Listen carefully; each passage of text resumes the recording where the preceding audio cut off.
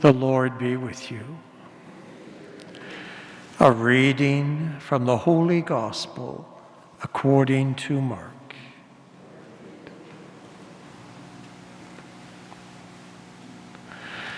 The disciples went to Capernaum, and when the Sabbath came, Jesus entered the synagogue and taught.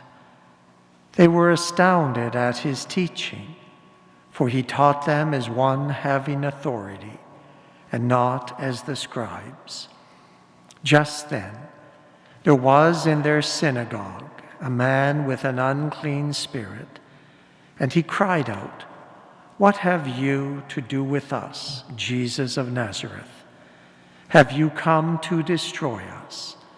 I know who you are, the Holy One of God." But Jesus rebuked him, saying, "Be silent and come out of him." And the unclean spirit, convulsing the man and crying with a loud voice, came out of him. They were all amazed, and they kept on asking one another, "What is this? A new teaching with authority. He commands even the unclean spirits, and they obey him." At once, Jesus' fame began to spread throughout the surrounding region of Galilee. The Gospel of the Lord.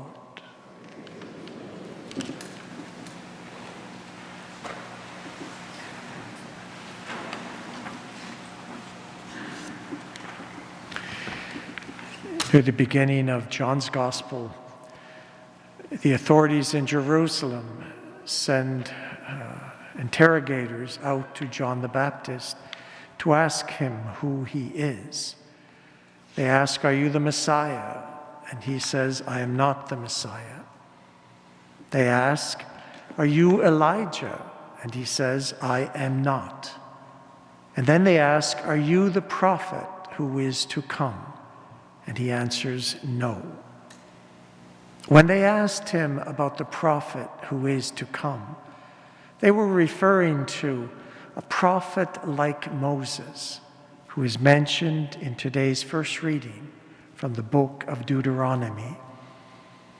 By the time the book of Deuteronomy is written, Moses is a very old man. He's very near to death.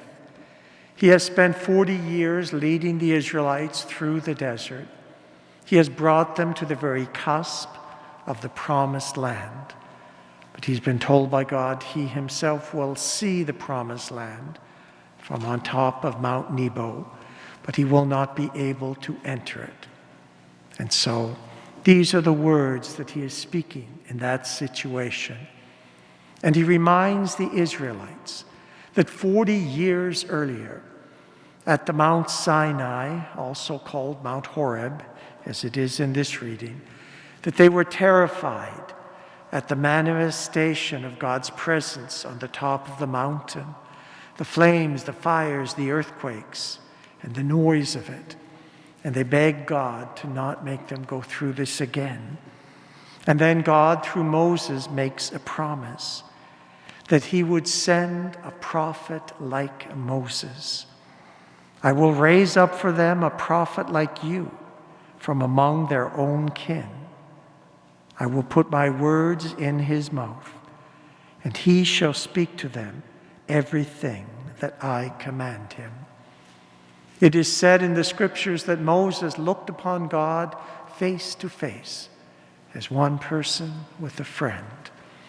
And the prophet like Moses, Jesus, not only looks on God face to face, but shares fully in relationship and life with God, and did from all eternity.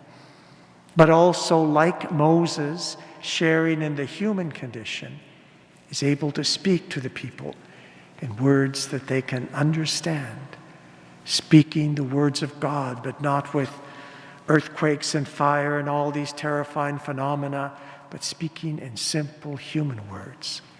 And that's what we see in the gospel this week. It's what we see in the gospel every week.